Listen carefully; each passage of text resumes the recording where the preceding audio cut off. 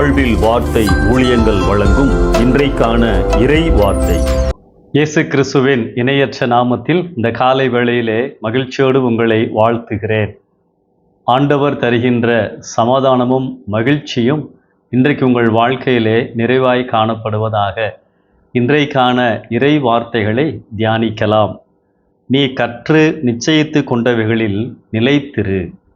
2 தீமோத்தேயு 3ஆம் அதிகாரம் 14வது வசனம். பவுல் தீமோத்தேயுவுக்கு, இளம் ஊழியக்காரனாகிய தீமோத்தேயுவுக்கு எழுதுகின்ற பொழுது, ஒருவேளை உனக்கு பல அனுபவங்கள் இல்லாமல் இருக்கலாம், பல வேத வாக்கியங்கள் புரியாமல் இருக்கலாம். ஆனால் நீ இதுவரைக்கும் எவைகளை அறிந்திருக்கிறாயோ, எவைகளை புரிந்து கொண்டிருக்கிறாயோ, அவைகளில் ஒழுங்காய் நிலைத்திரு என்று புத்தி சொல்லுவதை நாம் இங்கே பார்க்கின்றோம். இந்த வசனம் நமக்கு என்ன சொல்லுகின்றது? வேதத்தை வாசிக்கின்ற பொழுது சில காரியங்கள் மிக தெளிவாகவும், ஒரு சில விஷயங்கள் அதிகம் புரிந்து கொள்ள முடியாதபடியும் இருப்பதை காணலாம்.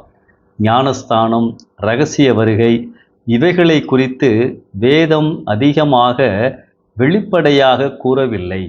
நாமாக பல வசனங்களை தேடி பிடித்து அவரவர் தத்தம் வசதிக்கு ஏற்ப விளங்கிக் கொள்ளுகின்றோம். ஆனால் மனம் திரும்புதல், பரிசுத்த வாழ்வு, பிரித்தெடுக்கப்பட்ட வாழ்க்கை, விசுவாச வாழ்வில் வளர்ச்சி, தேவ சாயலை பெறுதல், சாட்சியான வாழ்வு, இயேசுவுக்காய் பாடுபடுதல், அர்ப்பணித்தல், ஊழியம் செய்தல், நியாய தீர்ப்பு, பரலோகம், நரகம், இயேசுவின் 2ஆம் வருகை, இவைகளை குறித்து வேதத்தில் மிக தெளிவாகவும் அநேக இடங்களில் பல குறிப்புகளையும் பார்க்க முடியும். இவ்வாறு நமக்கு அதிகமான தேவையான காரியங்கள் விளக்கமாகவே வேதத்தில் கொடுக்கப்பட்டுள்ளன. வேதத்திலுள்ள கதாபாத்திரங்களின் மூலமாக நாம் ஆவிக்குரிய பண்புகளையும் எச்சரிப்புகளையும் கற்றுக்கொள்ள முடியும். நோவா, ஆபிரகாம், யோசேப்பு, மோசே, தானியேல், பவுல், பேதுரு மற்றும் எச்சரிக்கையாகிய யூதாஸ் காரியோத்து, லோத்தின் மனைவி, இப்படி வேதத்தில் காணப்படும் எல்லா மனிதர்களும் நம்மோடு இன்றைக்கும் பேசுகிறார்கள். வேதம் நம் ஆவிக்குரிய நிலைமையை காட்டும் கண்ணாடி. வேதம் கடவுளின் வார்த்தைகள் நம்மை படிப்பதற்கு நம்மை அர்ப்பணிக்க வேண்டும். ஆண்டவர் எப்போதுமே நாம் வேதத்திலிருந்து கற்றுக்கொள்ள விரும்புகிறார். நமக்கு கட்டாயமாக இந்த காரியங்கள் அவசியமென்றால் அதை ஆண்டவர் கட்டாயம் தெளிவாக காட்டியிருப்பார்.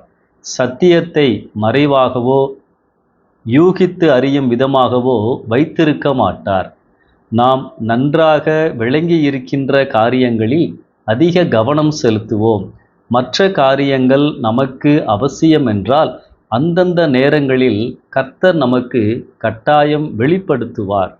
அவர் நமக்கு இதுவரை தெளிவாக்கி இருக்கின்ற காரியங்களுக்கு முதலில் கீழ்ப்படிவோம். இயேசுவை இந்த உலகில் பிரதிபலிப்போம்.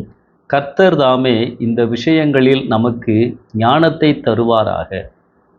எதுவரைக்கும் நான் ஆண்டவரை புரிந்திருக்கின்றேனோ அதுவரைக்கும் நான் அவருடைய வார்த்தைகளுக்கு கீழ்ப்படுகிறேன். எனக்கு இந்த வார்த்தை தேவை என்று சொன்னால், எனக்கு இந்த விஷயங்கள் தேவை என்று சொன்னால், கர்த்தர் கண்டிப்பாய் அதை எனக்கு விளக்கி காண்பிப்பார். வேதத்தில் நமக்கு ஏற்ற சத்தியங்கள் எப்போதுமே உண்டு. முழுமையாய் நம்புவோம், அர்ப்பணிப்போம். இந்த சிந்தனையோடு இந்த நாளை ஆரம்பிப்போம். கர்த்தர் உங்களை ஆசீர்வதிப்பாராக. ஆமென்.